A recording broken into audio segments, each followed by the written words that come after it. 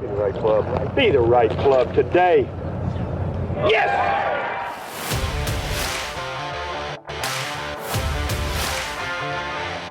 Again, has to be careful of the speed. What a comeback season for Hal Sutton. Come right back toward the hole. How about in? That's the second eagle he's made it for this week. 17 years later, Hal Sutton is the Players' Champion.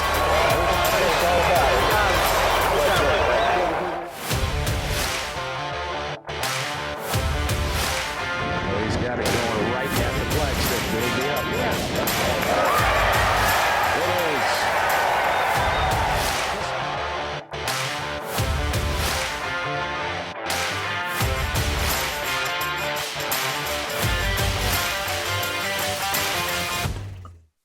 All right, our next guest on the Be the Right Club Today podcast is it's actually a first for us. He's our first returning guest to have on the podcast. You know, that should make you feel really good, Monty. It should make your your ego even bigger, which I don't know if I'm just completely joking.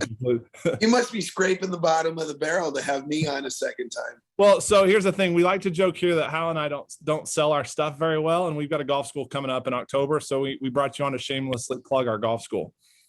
Nice. So what's been going on? Not much. Just I'm getting ready to go to the Ryder Cup this weekend. I got to coach a 12-year-old boys flag football on Friday night, and then I'm taking the red eye to watch the Ryder Cup on Saturday and Sunday. Awesome. So let's talk a bit about Bryson. I think it's really, a lot of people are sick of Bryson. I think it's really fascinating what he's trying to do.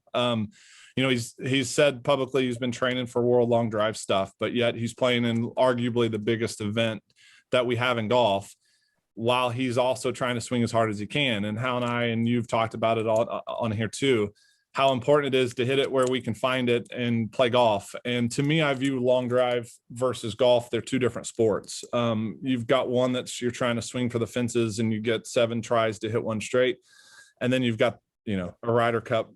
That's the most difficult place to play at and all. And I feel like I said this off air, you're one of the very few that there's a few guys. Sadlowski's done this a little bit, but really good player, chased the PGA Tour, came really close, but then it was also the longest hitter in the world at one point. So talk a little bit about what Bryson's going through and trying to kind of weigh both sports. So back in the day, the schedule was the World Long Driving Championship was in the end of September, and the first stage of Q School was the beginning of October.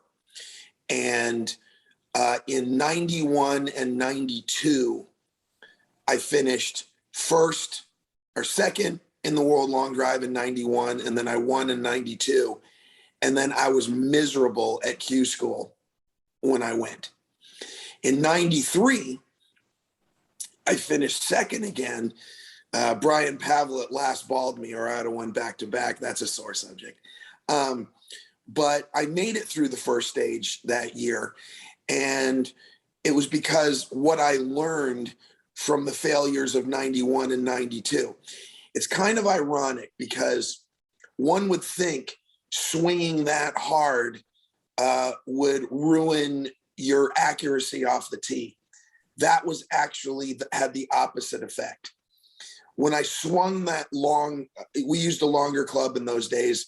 I used a 48 something around there, and my playing driver was only 44 inches at the time. So that was a fairly significant difference. And if you make a poor transition with a longer club, it's a total disaster. Okay. So it actually forced me to improve my transition sequence. And I actually drove the ball pretty well in 91 and 92.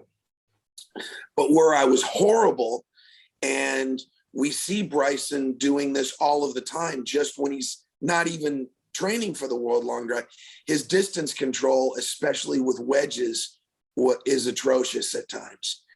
And I mean, the commentators make jokes about it. He'll say, oh, be the right club. Oh, get in there. And it like comes up a full club short of the green when he thinks he's hit a good shot. And that was what I learned to do on the first two failures. When I finished second again in 93, I took the next day off because I was tired. But starting the following day, I just sat on the range for hours and hours and hours and hit all of my short clubs from like 7-iron down to L wedge. I tried to hit them 2/3 of my stock yardages for those. And that's what really helped.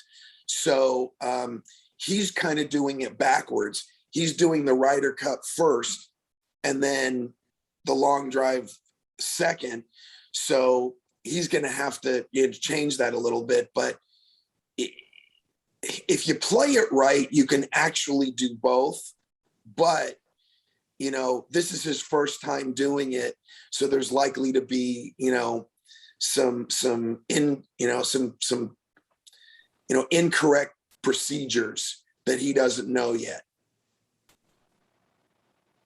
Hal, any thoughts on all this? I know this is a little bit out of your element, but well, I've been quiet, Chase, for a reason, because Monty, I practice with my 7-iron down too, but that's what I did all the time, trying to be accurate with shorter clubs so I could hit it close.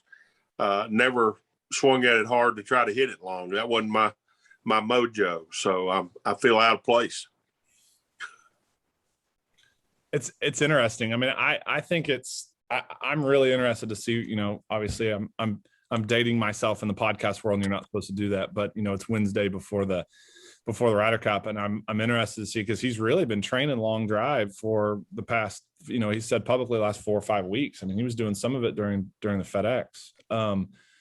So I'm interested to see how he does it. And I think, looking at it now after hearing you talk about it, Monty, I do think that this schedule is probably a little bit easier than your schedule was. I think getting the Ryder Cup out of the way and then giving him the next week to just go all out, I think is probably, maximizes the chances for both to succeed. But we're just in such uncharted waters. I mean, you did it, but like to be the 8th best player in the world, but then to also, he's not gonna be able to beat Kyle or Berkshire or some of these super long guys, but to hit almost 220 ball speed, I mean, it's pretty impressive. Well, here's the deal, is swinging that, and kind of goes back to what I just said, swinging that hard with a longer club ruins is a poor word, dampens your feel for distance. Okay. And that was when people say, Monty, what was the biggest weakness why you didn't make the tour? Were you crooked off the tee? No, I wasn't. Were you a bad putter? No, I was above average for a professional. I was, no one's gonna say I was a great putter, but I wasn't terrible. How about your short game? No, that was one of the strengths of my game. The biggest issue that I had that kept me off the tour was I never got good at managing my distance because I swung so fast. So, it was not uncommon for me to pull out an L wedge from 115 yards, 120 yards, and with a Bellata golf ball that's a total nightmare. And the reason why I bring this up, and I'm so adamant about this is where the overwhelming majority of amateur golfers are not making themselves better golfers. It is not uncommon. Actually, it's quite common for me to play with golfers that I'm hitting the ball 50, 60, 80 yards past them off the tee. And then we get to a par 3 or we drop balls in the fairway to hit a wedge into the green, and they're hitting the same club or even less club than I am. People think they're supposed to hit their short irons full. I can hit a 7-iron 210. I can hit a pitching wedge 165, 170 yards, even at my advanced age and weight. But I don't come close to hitting the ball that far on the golf course. And I think that's where getting back to Bryson, that's where he's going to struggle. And that's where he struggles even before. You see him hit shots that he thinks are good, that they're completely the wrong distance. And, when he's hitting those pitching wedges, 165, 170 yards with that 38 inch pitching wedge or however long, his wedges are, he's never, if you look at the stats, he's a terrible wedge player relative to his colleagues.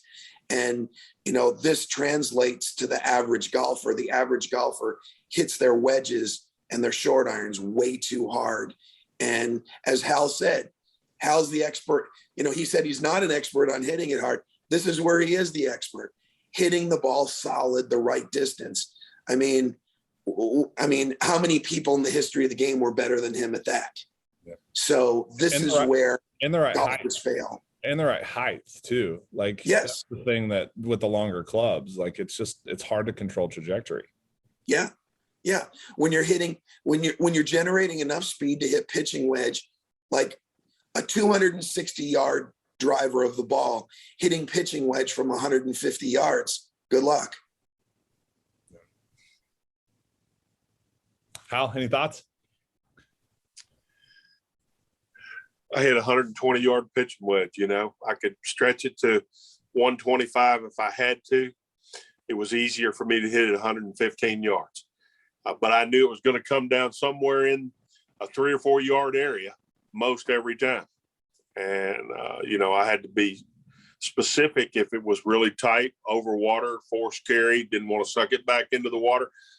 I thought differently than someone that hits it 150 yards. I can't even, I'm staying out of the conversation because I don't have anything to add to it, really. I don't know anything about it. How knowing what we kind of know now and all the stats guys say that, how important hitting driver long is. I mean, do you wish, because you've said you felt like you were longer in your early on in your amateur career than you were in college, than you were on tour, in the early 90s, mid 90s. Do you wish you would have pushed the envelope a little bit? I mean, do you have any thoughts on that? Well, I was pretty long in college. Freddie Couples played at Houston and he's long, and I won the driving contest in Baton Rouge. We had 2 guys on our team that was long, but I won the driving contest. I used to swing at it harder, but when I got on tour, Raymond Floyd wrapped his arm around me and said, "Hey, you got to learn how to hit it pin high. If you hit it pin high all the time, you will score well. You will become a great player if you do." And every Tuesday I played with Raymond, and I started throttling back until I could control the trajectory and I could control where the ball came down. The days that I hit it straight was the days that I went real low because I knew where it was coming down and I hit it close to the flag. When you're swinging it hard, like Monty's been saying, it's harder to predict that. And, those short irons are your scoring clubs. That's what helps the putter out. The closer you hit it, the better off you are with a putter. Monty, do you wish you could have taken away from your long drive success to help your wedge game? I mean, do you think I feel like knowing you and being friends with you for as long as I have, I feel like that caused some of your swing issues with just going at it as hard as you did for so long. I mean, do you agree with that? Do you wish you could have backed off and gone more golf and less distance? Yes and no. Knowing what I know now, I know how to hit it full throttle with the driver and dial back. I didn't know how to do it in those days. When I throttled back on wedges, I didn't know how to do it correctly. So even when I was hitting it shorter, I still couldn't control my trajectory because I wasn't doing it right. No one explained to me, well, this is back in the days where, everything was about holding lag and holding angles and forcing shaft lean. So the way that I would bring the ball down was I'd lag it and push it even harder. And I was just putting too much, I'd bring it in low, but it had too much speed and too much spin. Because quite honest, look, you never know. You can always look back and blah, blah, blah. But when I look back at my career, the times that I had a chance to win on the Korn Ferry Tour, which was the Nike Tour then, the times that I had a chance to make it through the second stage of the Q School, one of which the finals was at my home course. I could have walked to the first tee at the finals if I would have made it. Every time I failed, I don't remember a 3-putt or a driver out of bounds or whatever. I remember failed wedge play. Where, I had, round 3, I had it 80 to 120 yards 8 times, and I was 1 over on those 8 holes. Those are the kinds of things that stick with me. And, the reason why this is so important for amateur golfers, I'm going to go back to what Hal said.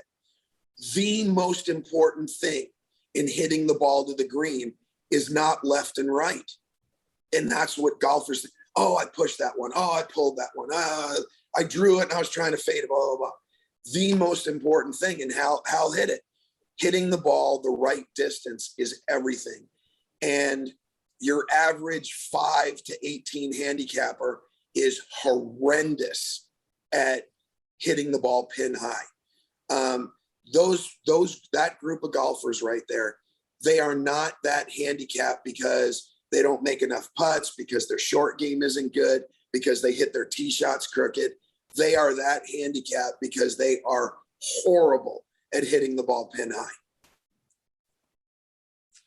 You don't see that many tour players that come up short in bunkers or in the water short, because they know how far they've got to carry the ball. And, that happens every day in amateur golf. People hit it in the front bunker or whatever else. I mean, that is taboo for a professional golfer to come up short on something. And, they're practicing enough. They're hitting it solid all the time. They may hit one offline. They may miss it left or right. We can deal with that as long as we don't short side it. Even at my level right now, my level is I'm a just missing qualifying for Champions Tour events level golfer. So I'm okay, but not great. The only time I'm ever short is if I misjudge the conditions. So even at my level, I understand that. The only time I'm ever short is if I misjudge the wind or misjudged, how long the shot was going to play. Yeah, I mean, very rarely are say scratch golfers or less going to flush one at the flag and it come up woefully short unless there's a gust of wind or something. Most of the time tour players that come up short on par 3s to front pins, it's because they just missed it just a little bit. It's a little toey, just a little bit, just a little bit off. The running joke that I have is you go to any golf course and the front, like Hal said, the front bunkers look like a World War I battlefield, and the only action the back bunkers get is when someone blades it across the green from the front bunker. And it's a combination of things. Golfers are trying to hit their short irons way too far. They don't know how far they actually hit them. And the number of times where they actually flush one is so small, yet that's what they play as their stock yardage. So when you put those three things together, 5 to 18 handicappers are short, 75 to 90% of the time. I saw Scott Fawcett tweeted this morning, one of the quickest ways to lower your scores is to hit more club into greens. It was just like, it's just simple, hit more club, That's a really interesting thing that I instill in all the people that I teach. And the fear of long mentality is so strong that they just won't get over it. So I will tell all my clients, listen, go play golf, and, their little wristwatches or the sprinklers have a front, middle, and back yardage. And I say, just for fun, go play golf. Whatever the back yardage is, hit that. Okay. Doesn't matter where the pin is. Just hit it to the back edge of the green. And without exception, they say, I shot under my handicap. But then here's where they run afoul. About 3 or 4 times doing that, they'll say, okay, Monte, I was doing what you said. I hit to the back yardage. And twice today, I really flushed 2 balls, and I hit them over the green and made double bogey. And I said, okay, what'd you shoot? Well, I still shot under my handicap, but that's why I don't want to do that, because I'm going to hit it over the green and make double bogey sometimes. And I go, I understand that, but you still shot under your handicap. So, you know, you made up for those 2 double bogeys with less bogeys and even threw in a birdie or 2. Yeah, but I don't like hitting over the green and making double bogey. And I'm like, well, you know, it's that kind of thinking that gets golfers in trouble. You know, I'm fairly sure I can speak for Hal that if he flushed one and hit it over the green and it went in the lake over the green or went out of bounds or went in a place where he had to take it unplayable and he made double bogey, he didn't spend the rest of the day coming up short, fearing that doing that again. No, I didn't. No. No, you know, Jackie Burke used to tell me this all the time. He'd say, if you can't, he'd pull his money clip out and have a lot of money in it. He said, if you can't bet the whole thing that you've got enough club that you can fly it over the green, then you're hitting the wrong club. So he liked pulling too much club and throttling back. And, you know, today's world pulls too little club and goes at it as hard as they can go at it. Absolutely. And I think that's the wrong way to play golf. I agree. I heard one really funny Jackie Burke story from someone taking a lesson from him. He was following him around and he was just lamenting what club to hit. He's like, and Burke got really upset with him and he goes, what are you doing over there? Well, I don't know what club to hit. You know, I'm in between clubs. And he looks at him and he goes, if I asked you to hit this ball over the green, what would you hit? And he goes, a 5-iron. Well, wouldn't that make this shot a 6? You know, simple thinking like that is, you know, it seems to, like you said, it seems to escape people. You know, how you've talked a lot on here about how you like to go practice on the course. How did you ever go out? Like some of my coaches had me go out and hit on a par 3, hit 3 different clubs, you know, hit the short one, hit the medium one, hit the longer one or whatever. I mean, did you ever just go out and practice like hitting 3/4 shots and extra club the whole time? Did you have any specific drills you did? I do a lot of things. You probably can't mention anything on here that I didn't do at some point in time. Just experimenting. You know, you mentioned something earlier, Monty, that or Chase, I can't remember which one of you it was, but about how, you know, what you know now, if you'd have known it then, you would have been able to be useful with what you were trying to do. You said it differently than that, but something similar to that. That golf parallels life in so many ways. I'm sitting here thinking the whole time that you were talking about that, man, I wish my body would allow me to do what my brain knows how to do now. And, you know, it takes a long time to mature in the game of golf. And, you know, one of the things that we notice in here, Chase, and I know you notice it too, Monty, is people want an instant fix. And they can barely comprehend how to do one thing. And if they took one thing a month and conquered the one thing a month in a year, they'd be a different player. But nobody wants to take a year to become a different player. But if they genuinely wanted to be good for the rest of their life, that's the way they would really attack that. That's the way a professional golfer attacks things. You agree with that, Monty and Chase? Absolutely. My favorite, and I've stole this from Monty, but I had a guy come in a couple of weeks ago and he was grabbing about snap hooks, big hooks, probably a 12 handicap, 15 handicap, and hooks. And he's like, literally, I will do anything if you can help me get rid of the hook, right?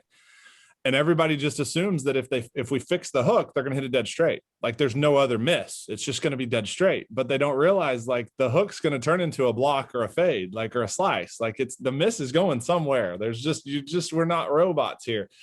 And so now for the last 3 or 4 weeks, we've been working on getting him to release it a little bit more because it's all weak right now. He's a right-handed golfer. He's not hooking it anymore. And he's like, but everything's right now. I can't fix it. It's going right. And I'm like, hey, wait a minute. Let's rewind the tape. You said you would pay me $1 million if I could get rid of your hook. I did. look what happened. Now we got to kind of bring you back a little bit. Or this idea of we're going to go work on something on the range and then we pull one. Oh, we got to hold it off a little bit. Oh, we hit it heavy. Oh, we got to, make a weight transfer. Oh, we hooked the next one. Oh, we released our hands too much. Like Hal said, this instant gratification world we live in is just screwing golfers. Like you're never going to get any better if you can't just take a seat back, look at it from a 30,000 foot level and assess it that way versus on the micro level, each shot. It's funny you say that. My Instagram post today is on exactly that subject. It's really fun. My miss with driver my entire life has been off the heel, high block right for my whole life. And I'll be playing with golfers and I'll hit a low toe hook in the trees. And I'm like, nice. And they're like, was that sarcasm? I'm like, no, that's good. You just toe hooked it in the trees. I said, yeah, but that's different than what I hate. And they can't comprehend that I'll hit a high block heel into the right side of the fairway and be livid and then toe hook one out of bounds and go, okay, that's really, really close. I prefer that. They can't comprehend that, and that's like what my post today, my miss has always been to the right. If your entire life, your entire golfing career, you've come into impact with an open club face, too open to the target or the path or whatever, and you make a change that gets that face more squared up to the arc, more squared up to the path, target, whatever, you're going to miss a bunch of balls left. It's a fact, and people don't want it. And I make jokes to people all the time. After watching them hit balls, I basically say to them, I go, so basically what you're saying is you're not allowed to miss it left. You're not allowed to miss it right. You're not allowed to hit it thin, long, and you're not allowed to hit it fat, short. That's what you just told me in the last 15 minutes when you were reacting to your range session. And they kind of look at me and go, well, yeah. And then I shake my head and I go, excellent recipe to never get better and actually get worse. Amen. Hal said this at one of our schools, and it is one of the 2 or 3 smartest things I've ever heard by someone trying to teach golf. He said amateurs hit way more bad shots than they should because they don't give themselves permission to hit bad shots. That was one of the smartest things I've ever heard. And I use it every day. And of course I give Hal credit for it. Well, you don't have to. You can take it for yourself there, Monty. You knew it. But I mean, that it's such a simple statement, but yet so profound. And, there's a line, and I change where the line is all the time. Sometimes I say scratch golfer. Sometimes I say 2 or 3. Sometimes I say +2. There's a line at which everybody on one side of the line is banging their head against the wall, and everyone on the other side of the line is actually making progress to being a better player. And I always tell everybody always wants to blame, oh, I'm old. Oh, I'm fat. Oh, I sit at a desk 40 hours a week. Oh, I have 3 kids. I can only practice 2 hours a week, whatever. In my experience, those are not the things holding golfers back. A poor perception on how to get better, both in their swing and their management of their game, is what's holding golfers back more than the physical and life, constraints. So do you think it has something to do with just PGA Tour telecasts? That's a big part of it. And how we've talked about this a lot. Did we lose you? No, there it is. I don't know what happened. No worries. We talk about it all the time. They're only showing the guys playing the best each week. I mean, we're getting all access to all these other sports. Is it something where, we get featured groups where they're following these guys around all the time and can see when, Dustin Johnson's shooting 75 instead of 65? I mean, because we've been fortunate enough to talk to, obviously being able to talk to Hal all the time, but Nick Price was on here and Jim Furyk was on here. And like these guys, some of the best players to ever play the game, hit bad shots. Like they're not perfect. And often. often, right? And Hal's he'll get on a roll and he'll be as impressive as I've ever seen, but then he'll hit a couple bad ones in a row, and it's like, hey, he's human, he's not a robot, right? And so how do we, Hal, what do you think? How do we get out of this, get these 10 handicappers that play once a month out of this idea that they've got to hit every one of them perfect? Well, we did a whole podcast on correct expectations. People are just, because of the PGA Tour and what they see on TV, they have these elevated expectations that are just incorrect, basically. And, they don't even, we did a deal where we talked about inventory in your game. These people are inventorying the best players in the world's game, not their own game. They're judging themselves against them. And, it took years for those guys to develop that. I mean, I can't even begin to put into words, and I know I'm preaching to the choir because y'all have hit millions of balls too, but we hit millions of balls trying to get better at this game. And we went through different processes. We went through different teachers. We went through, we were chasing our holy grail is what we were chasing. And we thought maybe this person over here might have it and this person over here might have it. And what it came right down to it was really an accumulation of a lot of different ideas that we gathered about us and about others, and we put them into a plan and we worked the plan. And, I don't see enough amateur golfers that actually have a plan. They're just on a mission to get better. And they never develop a plan on how they're going to do it. I mean, do y'all agree with that? Well, and I would say if they do have a plan, it ends up becoming too short-sighted, and they divert too fast if the results aren't exactly where they need to be right away. There's three things at play here that I see every day. 12 handicapper, solid player, gets up there, back right pin, pulls it to 30 feet left from 150 yards, slams his club. And I say, why'd you slam your club? I pulled that. That's a terrible shot. I say, how far do you think that is? He goes, I don't know, like 30 feet. And then I dial up PGAtour.com and show him that's inside the tour average. And he's like, yeah, that can't be right. It's right here, buddy.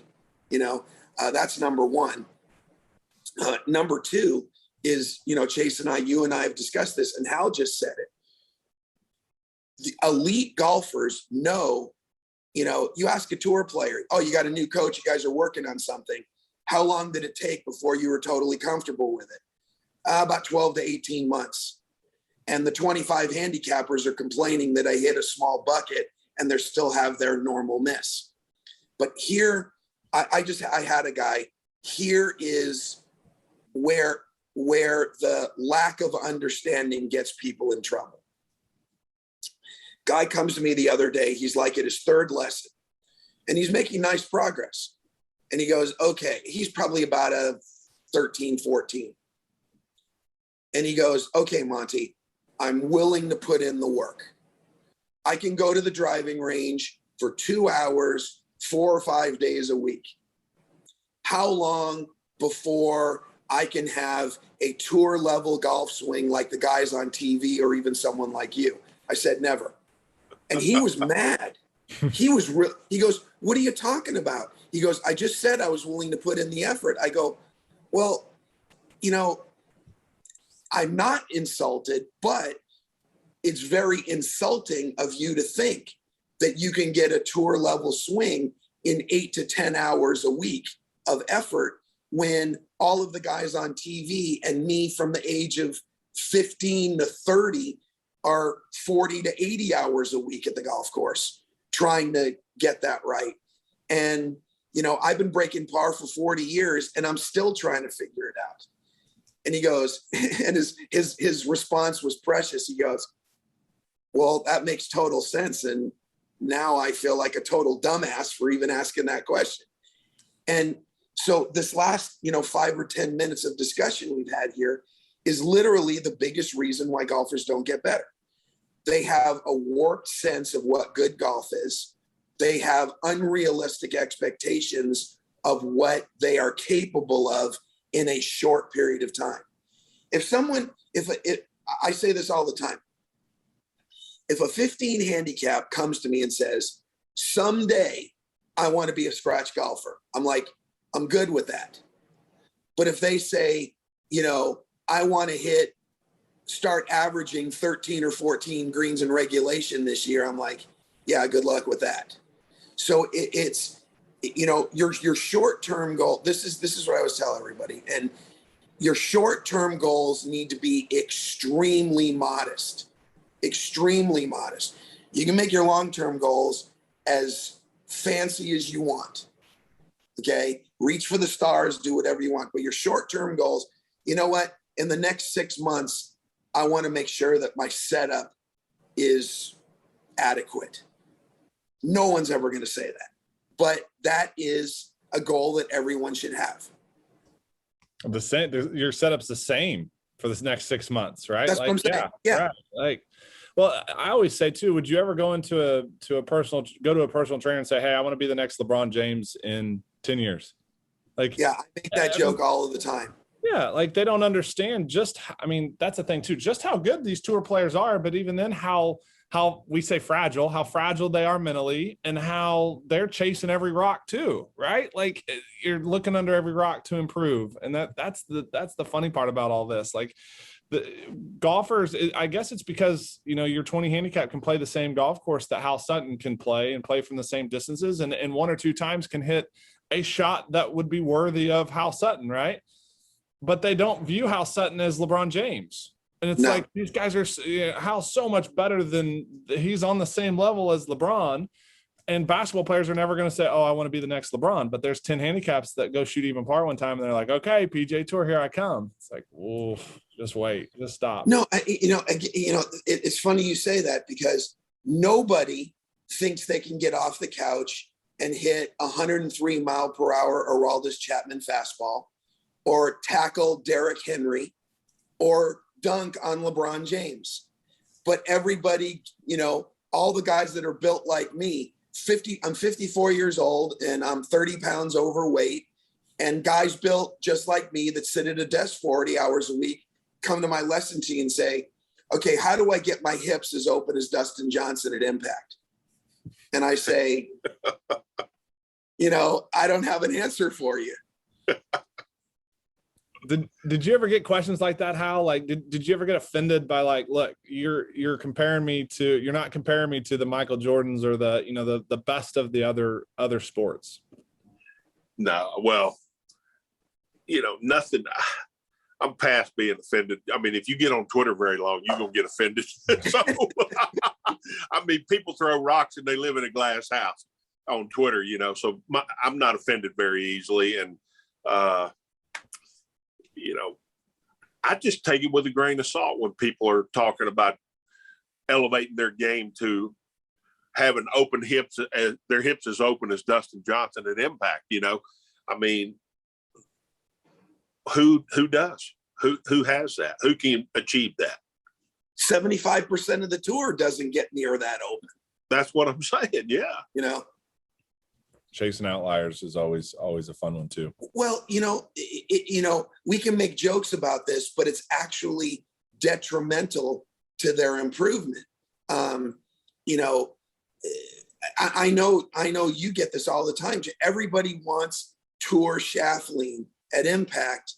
And you're like, well, do you swing 115 or 120 miles an hour? No. Well, if you got that much shaft lean, you're not going to get the ball in the air. People want to be like the pros, instead of being the best version of themselves. One of the things I think that Fawcett, that Decade does a good job of is comparing handicap ranges to the next level below. Like I think if a 20 handicap or a 10 handicap would look at what 5 handicap golfers do versus +7 or +10 handicap golfers do, like tour pros, right? We could always improve a little bit. Just like I liked what you said about modest goals.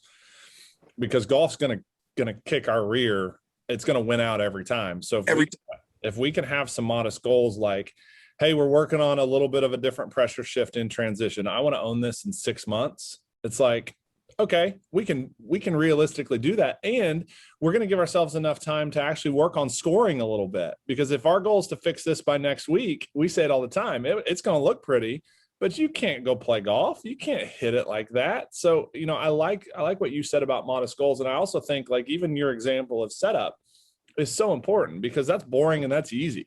Oh yeah, that for a 10 handicap, I'm going to come to Monte Scheinblum for a lesson, and he's going to tell me I got to get my setup right in 6 months. I got that in an hour, right? But they don't. That's not anywhere close. Where, Hal would go out and hit balls or go to the course and like practice setup and making sure setup, and Furyk talked about this, Mike, making sure setup and grip and everything is perfect every time.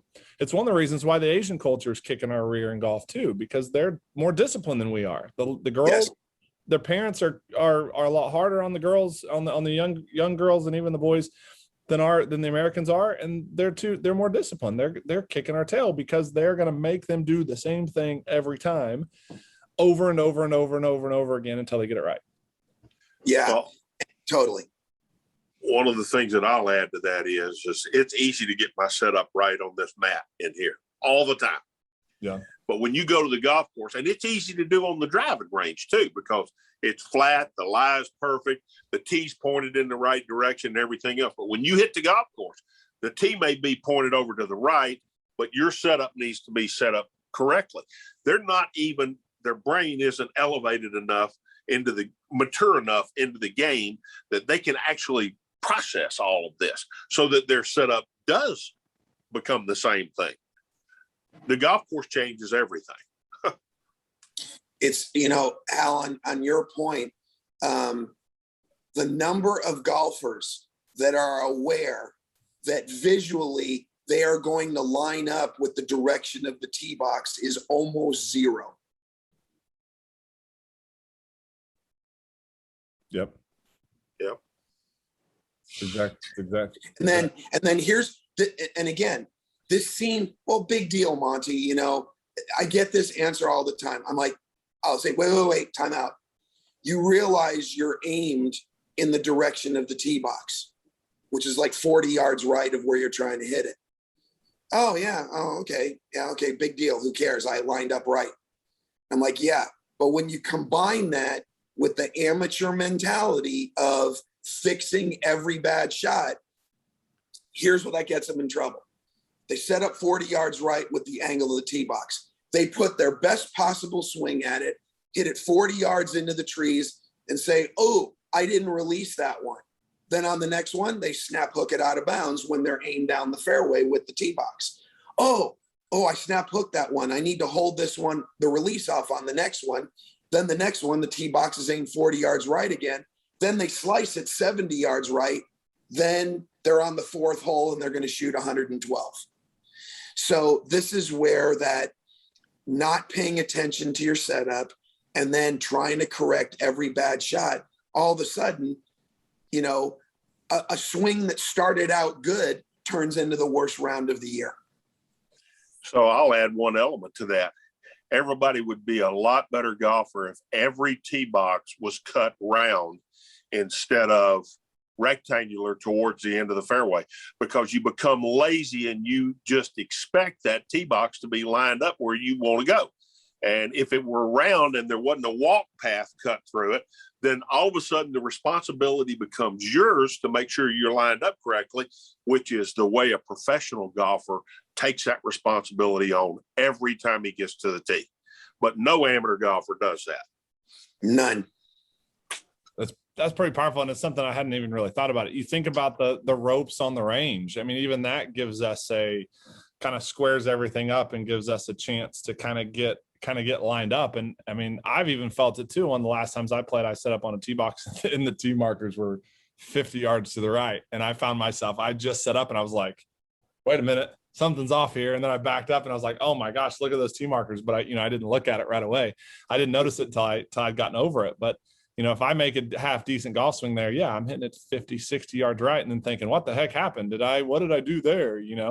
And is that Monte Scheinblum really right on telling me I need to do this with my golf swing? It's causing me to hit it 50, 60 yards right, and then now they're going down a slippery slope. Exactly right. It's really funny. that's why I tell people oh, so Monty, should I put an alignment stick on the ground? No, I don't like that at all. And the reason why I don't like that is I'm going to use a word Hal used. It makes you lazy. Now all you're doing, I mean, anybody that's not Stevie Wonder can line up to an alignment stick that's 6 inches away from the ball. And it takes away learning the skill. I never hit down the middle of the range, ever. I always aim to one end of the other and make sure that I'm aligned, because I've been, that was another thing that early in my career I was terrible at, aligning correctly. So how do you preach somebody that comes to you with alignment issues? How do you fix it? So this is a little bit technical to start with. There's a scientific principle called the parallax effect, and it's how, when you change the camera's perception to an object, it changes the perception of where the object is.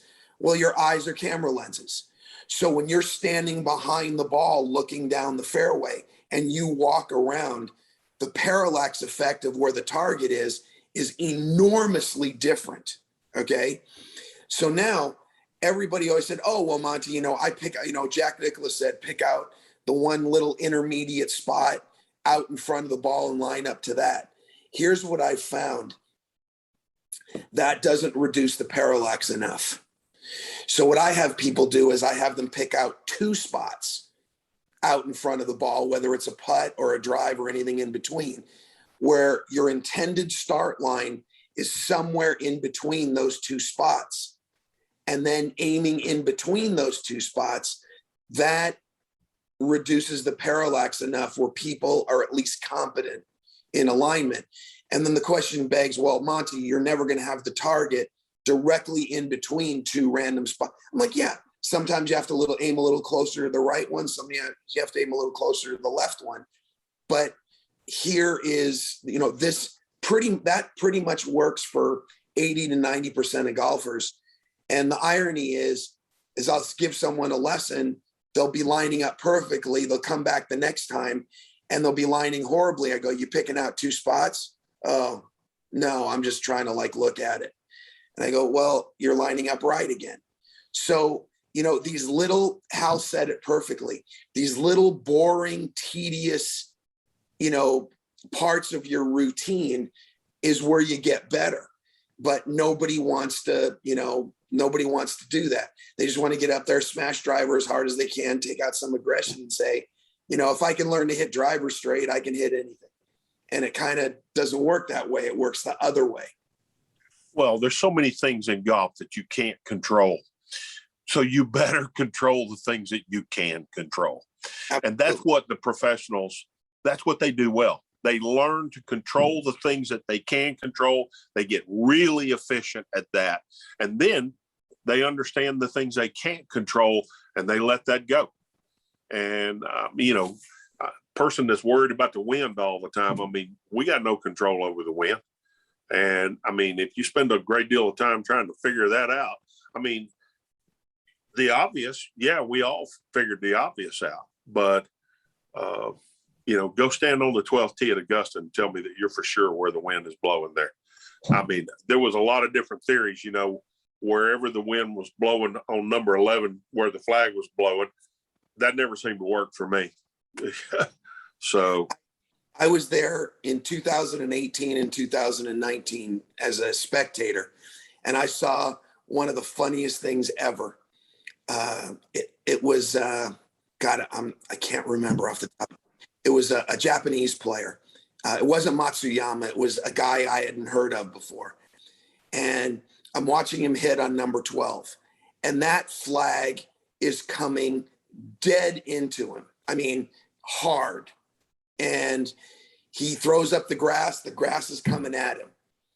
And he hit what looked like a fair amount of club, and the flag never wavered, and he hit it 30 yards up into the hill.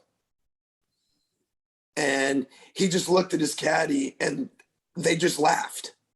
It was during a practice round, so it wasn't a big deal. But he just laughed because, he played it for into the wind, and for whatever reason, the shot played downwind. Yeah. I've never really seen that hole play hard into the wind. I mean, I played there a lot of times. So I got fooled with it more downwind than I did with it. The trees are so tall behind it, it really didn't affect it into the wind behind it. Yeah, like you said, you just never know. Hal, I really liked what you said about pros control the things they can control a lot better than amateurs do. And I just kind of wrote down some stuff like, you guys did a much better job of controlling your process, all the process stuff that there's no variability in that, for the most part, no variability in this stuff, from alignment, from setup, from posture, from pre-shot routine, coming up with a precise game plan, from post-shot routine and post-shot thought process. We talk about all the time about the roller coaster of golf swing, the roller coaster of your mental belief and commitment levels and stuff. And, you guys did such a better job of controlling the part of the roller coaster that you could control. And then you would ebb and flow through really, really good stuff when mechanically everything lined up and you'd go out and win. Well, it didn't take long of being out there to realize that, figure out how to control the things you can control. That's just the bottom line. One of the things that's pretty obvious, anybody from 6 feet or less should do the same thing every time on a 6-foot putt or less. It should take about the same amount of time. They should look at it the same way. But yet people get out of their rhythm. They get out of their time. They think about it too much. They make more out of it than it is. And the next thing you know, it's the biggest deal in the world. And, professional golfers, if you watch them, and I'm talking about people playing people playing this weekend in the Ryder Cup, you will see them do the same thing over and over again. If they take too much time, they may miss the putt. I can just tell you that. They may miss it because they're worried about it. They think there's something in there that they're not taking into account, and they're looking for that. Bryson Chambo. Yeah. Yeah. On Hal's point, that is such an excellent point. On Hal's point, I tell people, I go, on the tour, 6 feet is barely over a 50% make rate on tour. I say there are so many factors that you can't take into account, imperfect greens, whatever. I say the only thing you can do, go through your routine, hit it as well as you can, and it'll go in or it won't. Yep. That's right.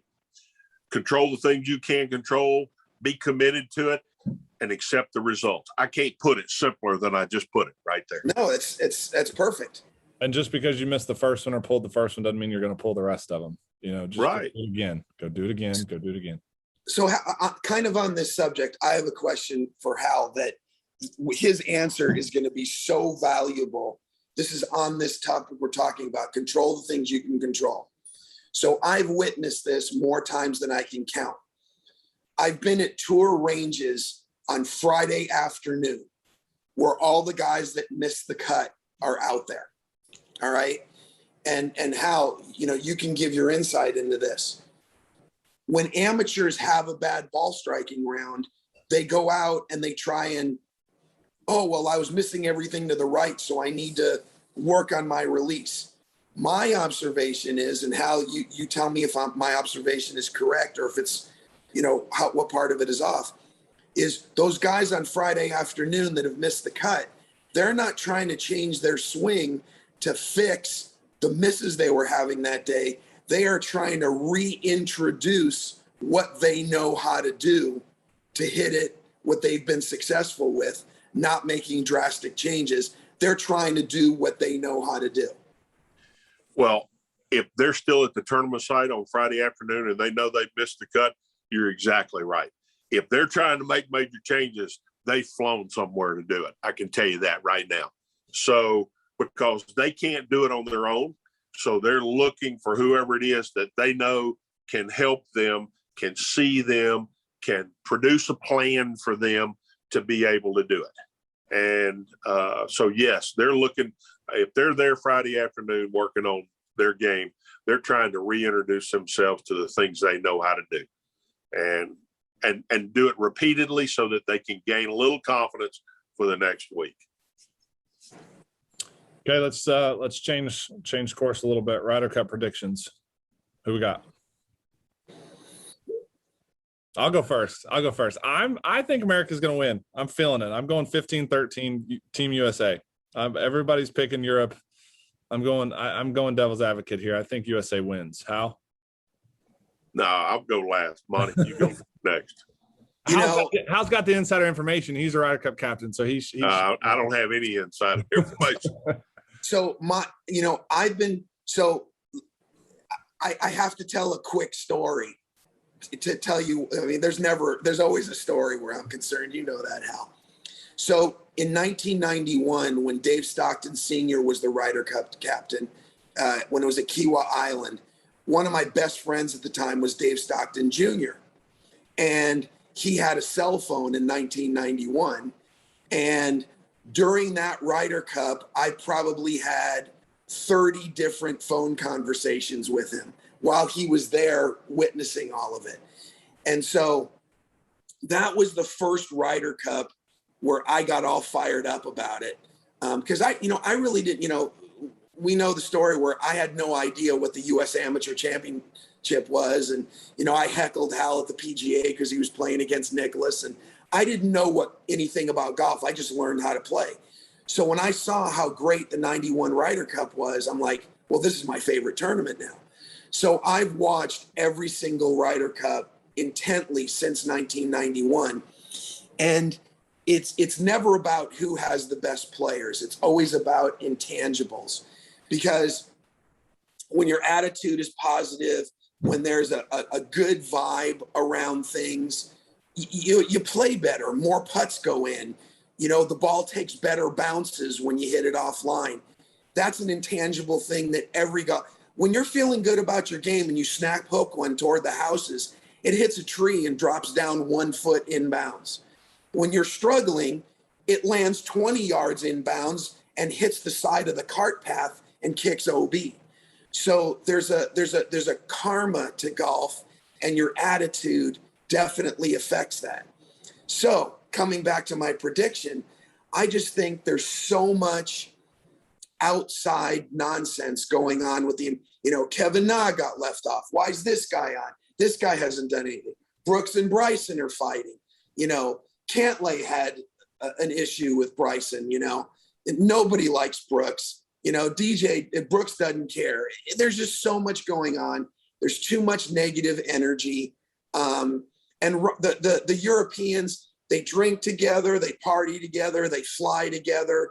They're going to have a much more fun time. So I'm saying it's going to be an ass kicking, 16-12 Europe. Smoke them. Okay. So I think it's going to be somewhere in between what you two guys predicted. I think the Americans are a lot better on paper, as they always are. The Europeans got a lot more experience. The Europeans are going to go in there and they don't care whether they tee off on one or the odd holes or the even holes. The Americans are going to care because they're the man. So, we've got I think it takes humility to play well there. And I'm not sure. It always seemed like the Europeans become better team players and the Americans are better individual players. And, I pray that it's not that way this year. I hope everybody gathers together beforehand and puts their priorities in the right place and says, hey, I don't care if I tee off on the even holes or the odd holes. I just want to hit a good shot when it's my turn. For America. Sure. So, this is releasing next week, so we'll be able to look back and see how close our predictions were. So it'll be fun. All right. Golf school. Let's talk golf school briefly. So, Monty, you do a bunch of these each year. We've done 1 or 2 a year for the past 4 or 5 years. Talk a little bit about what goes on at the golf schools. We've got a few open spots left for this one. Why somebody needs to come down to Houston and come see us. Well, so I like the group dynamic way more than the 1 hour lesson. And there's a reason for this.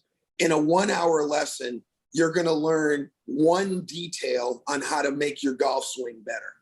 And as we've been discussing for the last hour plus, how your golf swing is working is an extremely small part of becoming a better golfer. When we have the school and we have the group together, one of the biggest things that comes out of the group is the breaking down of the myths of getting better at golf, not just in the swing. You know, just to use the stupid example, the drive for show, putt for dough, you know, that's been disproven by pretty much every metric. Yeah, you got to putt well too. You know, and all the swing cliches. During the discussion, people's how to practice better. Like, people don't know that once you practice for more than 20 minutes, your brain checks out. Well, if your brain checks out mentally, you're going back to your default pattern because you're not into it anymore. Shotgunning balls, whatever. So it's 3 days of understanding what it is to become a better golfer, both in your approach to playing, your approach to practice. But the biggest thing is, you know, a lot of the things we've been talking about is the things that stand in people's way is this is what they think better golf is. And nine times out of 10, maybe even 99 times out of 100, what people think good golf is not correct. So over the course of 3 days, we are given the opportunity to change all of their incorrect perceptions, whether it's the swing, practice, approach to the game, on the course, whatever. We get to change their perceptions. Whereas in an hour lesson, you know, you're lucky if you get to change one idea. Well, and the other thing I like to say is there's not another golf school that somebody could attend that has 3 guys with as many PGA Tour wins as we have. So, I mean, you know, 14 PGA Tour wins between the 3 of us. I mean, it's not anywhere close, right? I love that joke. I use that joke all the time, and I love it. Well, I'll add something else to what Monty said. You know, a learning environment. It's not just a one-on-one learning environment. It's kind of like when we were in class, you know, and you're thinking something and somebody asked a question over here. Well, I need to know that too. And, you know, it prompts your learning experience to a higher level, being around other people that are trying to get better. Everybody that comes to a golf school like that, their intention is to get better. You know, I'm not sure that everybody takes a 1 hour lesson from me. Their intention is to get better. I don't know what their intention is half the time. So, I mean, my intention is to help them get better, but I'm not sure what they're actually in there for. Well, and we cover so many areas of expertise. I mean, obviously, I joke about the 14 PGA Tour wins, but you know, there's a lot of people. Monty and I could get together, and there's a lot of other instructors that could do similar to what we do, right? I mean, Monty obviously has a very unique background. I have a very unique background, but it's easy to have 2 good instructors that are going to teach golf swing for 3 days. But then to hear your stories, Hal, and to be able to pick your brain on performance and mindset and how it felt to go head to head with Tiger, how it felt to play in a Ryder Cup, all that stuff. Like you put all 3 of us together, and it's, I mean, anytime we've done them, the reviews and the experience from everybody has been awesome, you know? So it's, they're always fun. And I think that, you know, it's an experienced school, and they're gonna improve their golf games in many different ways. Well, we're gonna go out and play too, yeah. So they're gonna get some playing lesson with it too. It's not just all golf swing. Yeah. So I don't think there's many that you could attend that would cover as many things as we're going to cover for them. Yep. All right, Monty. last but not least, at rebelliongolf.com, you've got a bunch of videos that you've posted and have helped a ton of golfers with. Just released a new one. So talk to us about broomstick, broom power, something to do Broom with Force. Broom Force, broomstick force, something. Yeah. So it's called Broom Force, and it's just a cute marketing name, but the impetus was for the biggest either conscious or a subconscious misperception that golfers have in their swing is they want to swing the club directly to the ball. And that's just not what good players do.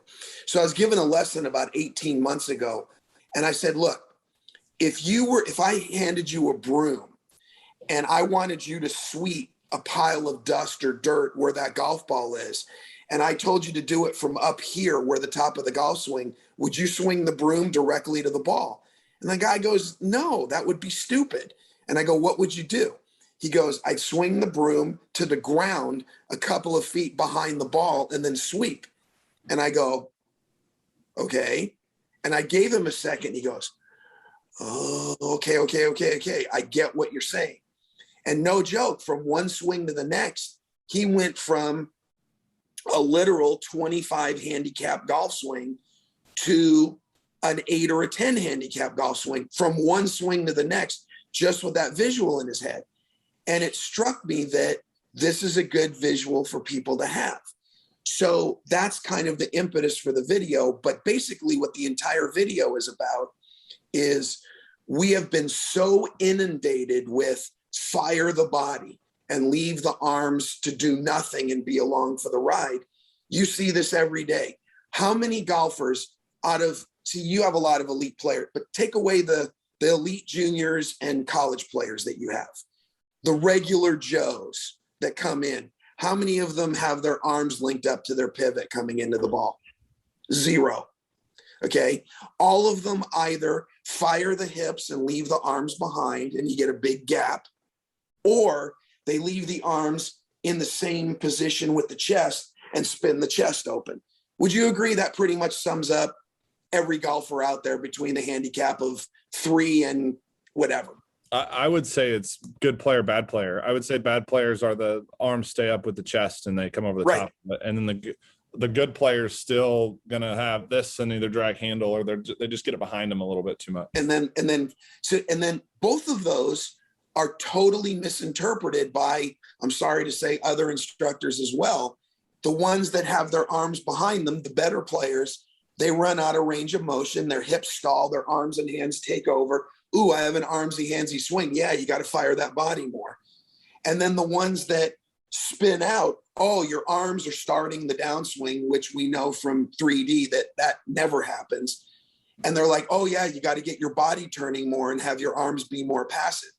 So the whole video is how engaging the arms properly in transition, the same exact way, solves both of those problems. You don't have to fix that step differently.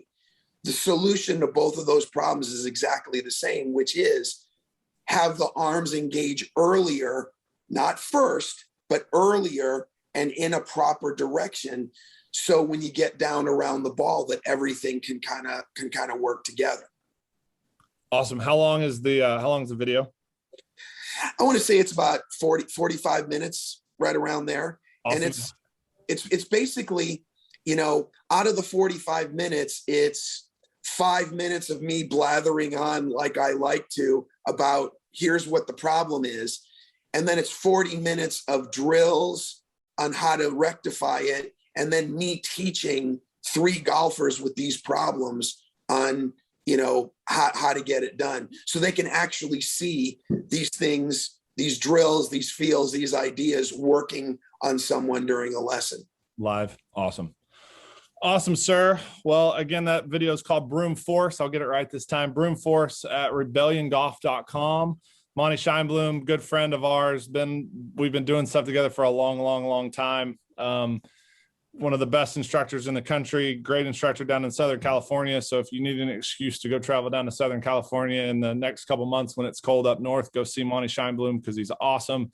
He talks a little bit too much at times, but that's okay. That's why we love him, right? All the time. All the time. That's what I do. Well, as always, thanks for coming on. We love you. We'll see you in a couple of weeks here. October, their golf school is the 16th through the 18th of October. Got a few spots left, so come see us if you guys want to get all three of us together in the same room, and we'll have a lot of fun together. So, Monty, thanks again. Hal, take us out. Monty, thanks for being our first repeat, and we look forward to having you on the third time too as well. Anyway, y'all listen, check us out on social media. Come see us at the golf school. Everybody will enjoy it. Thanks, guys. Thanks.